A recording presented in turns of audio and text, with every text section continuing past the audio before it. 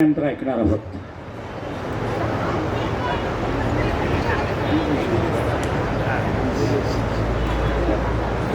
पाठ राखण कशी करावी याचा वस्तुपाठ म्हणजे कैवल्यवासी बाबा. या चरित्राचा अनुवाद भास्कर पाठ प्रसिद्ध झाला आणि वादळ उठलं.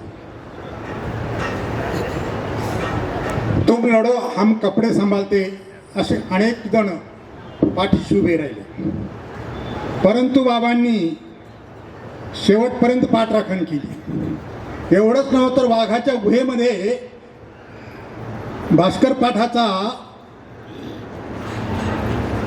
वितरण सोहळा आयोजित केला. त्याची परत काही लोकांनी होळी सुद्धा केली, तरीही बाबा डगमगले नाही. माझे काही मित्र, त्यामध्ये विद्वान बाबा असतील, बाबुळगावकर बाबा असतील, मकर दोकड्यांच्या बाबांचाही फोन आला होता. प्रत्यक्ष दोघं जण विद्वान बाबा आणि बाबुळगावकर बाबा शिक्रापूरला आले, मीटिंग घेतली पुणे जिल्ह्यातल्या लोकांची आणि मला मागणी केली, तुम्ही माफी मागा. म्हणजे कशाबद्दल माफी मागायची, कोणाबद्दल माफी मागायची, का माफी मागायची असा प्रश्न मी केला. ते म्हणे मला लेखी माफी द्या म्हणे. मला मी देऊ शकत नाही, मी चुकीचं केलेलं नाही, माझी सतसत विवेकबुद्धी चुकीचं केलं नाही हे सांगते, मी माफी देणार नाही. आणि यानंतर त्या बाबांना कुठून कशा काही खबरा लागायच्या कळत नाही. बाबांचं गुप्तहेर खातं फार प्रभावी होतं, पंथातल्या बारीक सारीक गोष्टी त्यांना माहीत पडायच्या. बाबांनी सांगितलं, बरोबर तू केलंस ते बरोबर आहे, घाबरू नकोस, आम्ही तुझ्या पाठीशी आहोत. आणि शेवटपर्यंत बाबांनी पाठ राखण केली. आजही माझ्यावर केस आहे, अमरावतीच्या कोर्टामध्ये 22 लोकांवर केस आहे. त्याच्यामध्ये बाबा आहेत, मामा आहेत, रुद्रपूरचे आचार्य श्री नागराज बाबा आहेत, वांबुरीचे मामाही त्या केसमध्ये आहेत. या सगळ्यावर केस केलेली आहे, पण बाबा घाबरायचं नाही म्हणे. असा पाठराखण करणारा व्यक्ती माझ्यातून गेला. माझ्या आयुष्याची ती दोन्ही बाजू उघडी पडलेली आता आहे. आणि बाबांचा हक्क होता, बाबांचं प्रेम होतं.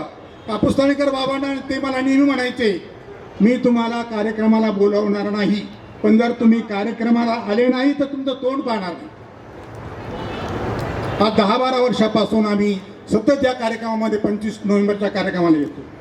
आणि बाबांनी आमच्या आश्रमामध्ये सिंहस्थळी पाहिली, आता दाखवली मी ती. आणि पाहिल्यानंतर म्हणे मला ही अशी सिंहस्थळी पिढीसाठी पाहिजे, साळकर पिढीसाठी पाहिजे, तू करून दे. मग मी विचार केला, एकच करण्यात काय अर्थ आहे, पाषाण उपलब्ध झालतात त्यांच्या प्रसन्नतेनं. आणि म्हणून मी आचार्य नागराज प्रतिष्ठानसाठी रुद्रपूरच्या एक सिंहस्थळी तयार केली आणि बाबांनाही अशीच बांधणीसहित सिंहस्थळी दिलेली. बाबा खुश झाले आणि आज मी धन्य झालो की आज ती सिंहस्थळी साळकर पिढीमध्ये समाविष्ट झालेली आहे. याविषयी बोलावं तितकं थोडंच आहे. श्रद्धांजलीच्या अंत्यविधीच्या वेळेस मी बोललो होतो, आज बोलणार नव्हतो, परंतु राहवलं नाही. काही घटना अंतःकरणामध्ये खोलवर रुजलेल्या असतात, ते व्यक्त करण्याची संधी निघून गेल्यानंतर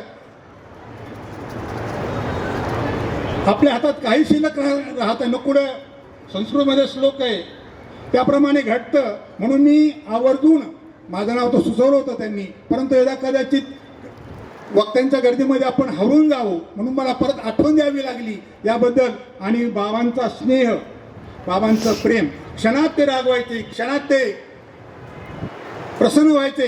आणि त्यांचं ते अंतःकरणामध्ये कपट नव्हतं कधी.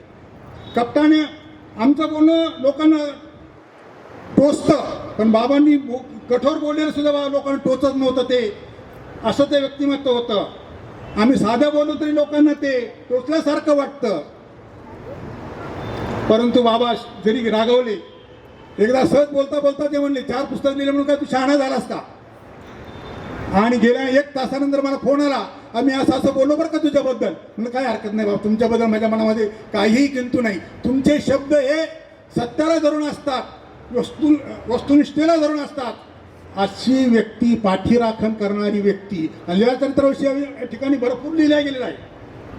शेवटच्या परिषदेच्या मीटिंगमध्ये त्यांनी जे बोललं ते काही वावगं नव्हतं, त्यांच्या अंतःकरणातली सल होती, त्यांनी बोलून दाखवली. यापुढे परमेश्वर संबंधितांना सदिच्छा देव ती प्रेरणा देव, त्यांचं कार्य अपूर्ण कार्य पूर्ण करण्याची जबाबदारी आपली आहे, ती पार पाडण्याचं बळ आम्हाला द्यावं. या परिवाराने आम्हाला नेहमी आपलं समजलेलं आहे. बाबा डोळ्यांच्या साठी तब्येतीसाठी ज्यावेळेस पुण्याला यायचे त्यावेळेस आश्रमामध्ये 7-8 दिवस त्यांचा मुक्काम राहायचा. कधीही त्यांनी डावलून गेले नाहीत. त्यांचा पुणे जिल्ह्यामध्ये पुणे शहरामध्ये अनेक परिवार होता, परंतु मुक्कामाला मात्र ते आश्रमामध्ये यायचे. आणि ते आल्यानंतर आमच्या मुलींना, आमच्या परिवाराला आपला माणूस आलेला आहे घरातला ज्येष्ठ असं वाटायचं. ही उणीव, हे दुःख, आता हे सुख आम्हाला मिळणार नाही याबद्दल खंत वाटते.